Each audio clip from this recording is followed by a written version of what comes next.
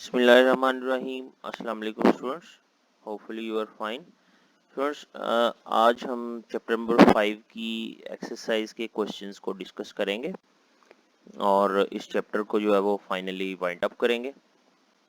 तो क्वेश्चंस देखें ज़रा, इसमें कुछ शॉर्ट क्वेश्चंस भी हैं, कुछ लॉन्ग भी हैं, तो वन बाय वन हम इनको डिस्कस करते हैं। कुछ इसमें से हमने ऑलरेडी डिस्कस कर लिए हुए हैं ड्यूरिंग द चैप्टर डिस्कशन, वो मैं आपको बताता जाऊँगा साथ साथ।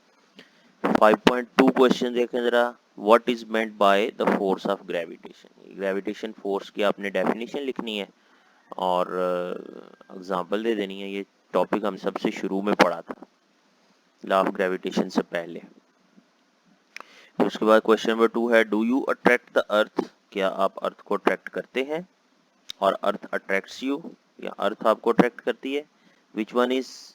Which one attraction is larger with a larger force, which one is attracting with the larger force, you or earth। पहली बात तो ये है कि अर्थ और हम एक दूसरे को अट्रैक्ट करते हैं, बिल्कुल करते हैं। अर्थ की जो अट्रैक्शन है वो ज़्यादा है, वो ज़्यादा हमें फील होती है। क्यों? क्योंकि अर्थ का मैस ज़्यादा है। तो हमने लॉ ऑफ ग्रेविटेशन में पढ़ा था ना कि अगर दोनों में से एक बॉडी का मैस ज़्यादा हो तो फिर हमें ये फोर्स ऑफ अट्रैक्शन फील हो सकती है। तो अर्थ जो है उसका क्योंकि मैस हमारे से काफ़ी ज़्यादा होता है, इसलिए उसकी अट्रैक्शन जो है वो हम फील कर सकते हैं। Then next question is what is field force. Field force क्या होती है, तो ये भी हमने पीछे डिस्कस कर लिया हुआ है। फील्ड फोर्स हम एक ऐसी फोर्स को कहते हैं जो किसी पर्टिकुलर रीजन में एक्ट कर रही होती है।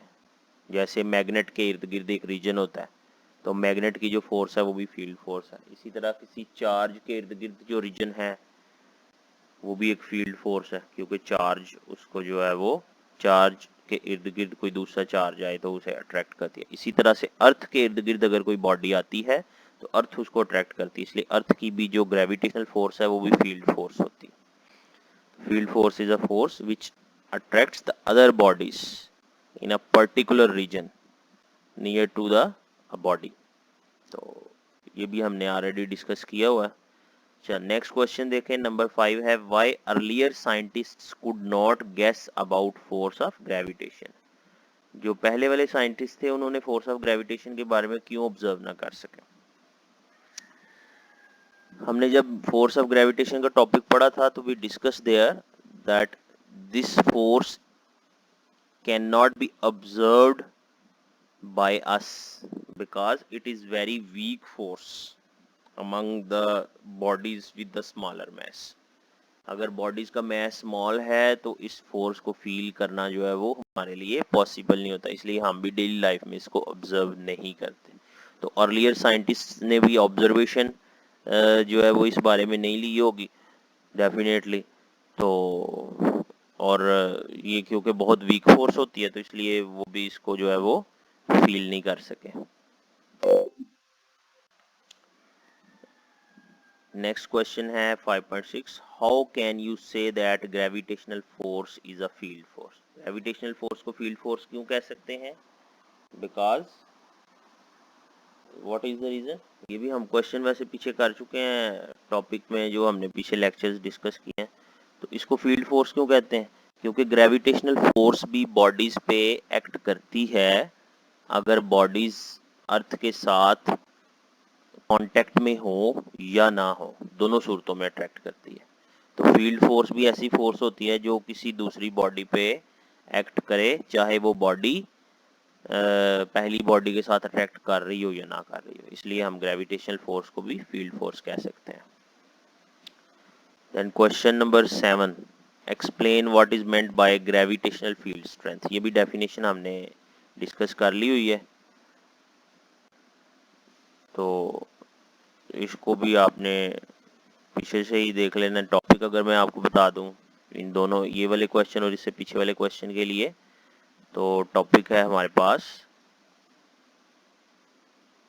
ये, मैं सफर से पीछे ये देखें, ग्रेविटेशनल फील्ड 110 और 109 पेज पे ग्रेविटेशनल फील्ड वाले टॉपिक में आपको फील्ड फोर्स और ग्रेविटेशनल फील्ड स्ट्रेंथ का आंसर मिल जाएगा।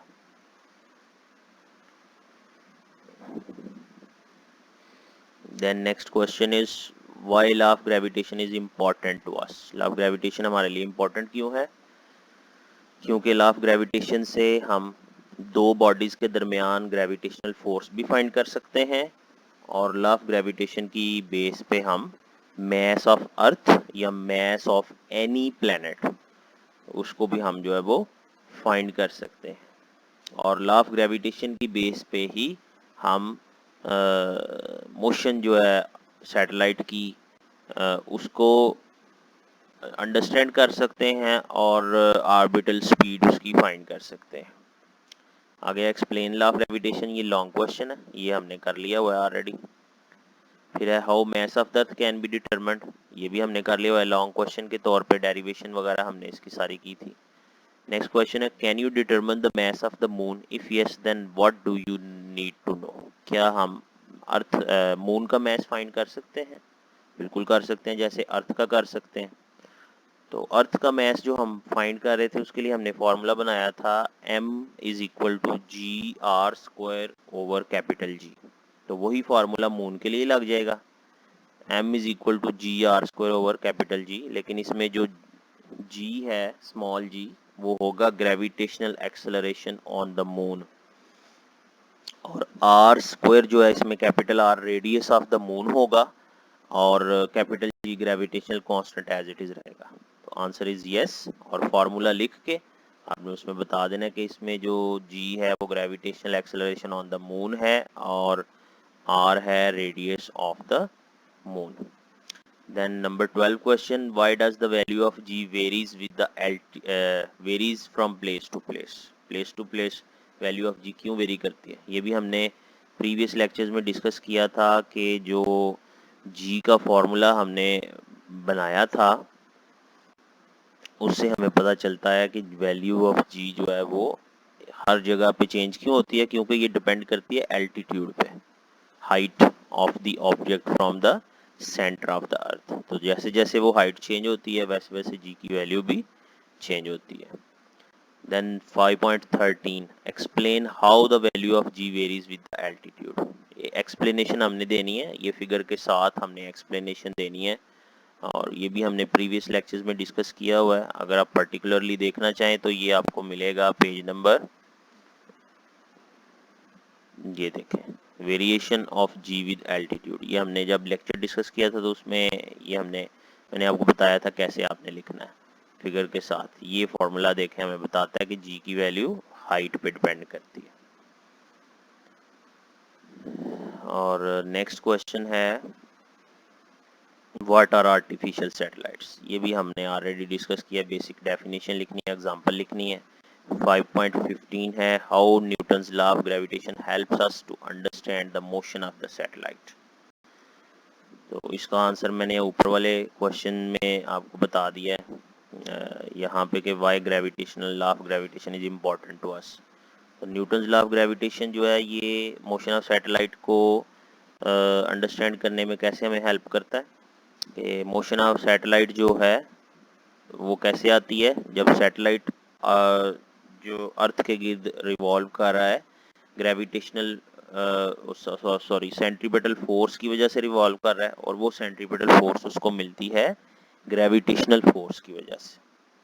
तो इसकी बेस पे हम मोशन ऑफ द सैटेलाइट को अंडरस्टैंड कर सकते हैं, उसकी ऑर्बिटल स्पीड फाइंड कर सकते हैं।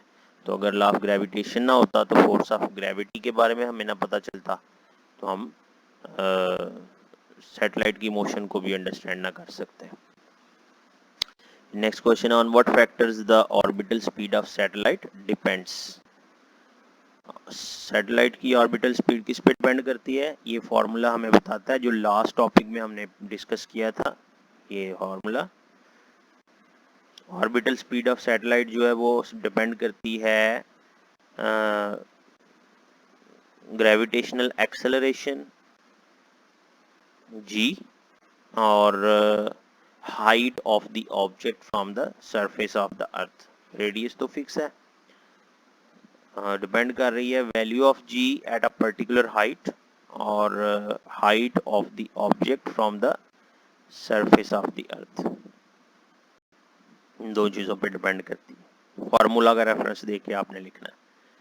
Then last question is why communication satellites are stationed in geostationary orbits. ये भी क्वेश्चन हम ऑलरेडी डिस्कस कर चुके हैं कि जियो स्टेशनरी ऑर्बिट्स में कम्युनिकेशन सैटेलाइट्स को क्यों रखा जाता है, क्योंकि उनकी अर्थ पे डायरेक्शन जो है वो फिक्स होती है। तो अर्थ जो है वो जितनी स्पीड से अपने ऑर्बिट में रोटेट कर रही है, सॉरी रिवॉल्व कर रही है, उतनी ही स्पीड से जो है वो अर्थ अपने एक्सिस पे जो है वो सॉरी जितनी स्पीड से सैटेलाइट जो है वो अर्थ के गिर्द रिवॉल्व कर रहा होता है, उतनी ही स्पीड से अर्थ अपने एक्सिस पे रोटेट कर रही होती है, ताकि जो किसी भी डायरेक्शन में डिश एंटीना सेट किया गया है उसके लिए सैटेलाइट की डायरेक्शन जो है वो सेम रहे। ये हमने प्रीवियस लेक्चर्स में डिस्कस किया था, उसमें मैंने आपको एक वीडियो भी दिखाई थी कि सैटेलाइट जो है वो किस तरह से डिश एंटीना के साथ लिंक होता है और सिग्नल लेता है। तो इसका भी वो सैटेलाइट वाले टॉपिक में जो है वो डिटेल्ड आंसर लिखा हुआ है, तो ये आप वहाँ से कर लेंगे। इस तरह से हमारा चैप्टर नंबर 5 जो है वो फिनिश हो गया है। इन क्वेश्चंस को भी आपने अपने नीट रजिस्टर्स में लिख लेना है, अगर इनमें से कोई नहीं लिखा हुआ तो। मोस्टली तो हमने ऑलरेडी कर लिए हुए हैं, तो आपने लिख लिए होंगे। जो नहीं लिखे आपने वो भी लिख लेने हैं। तो इंशाल्लाह नेक्स्ट लेक्चर में नेक्स्ट चैप्टर हम स्टार्ट करेंगे। तब तक के लिए अल्लाह हाफिज़।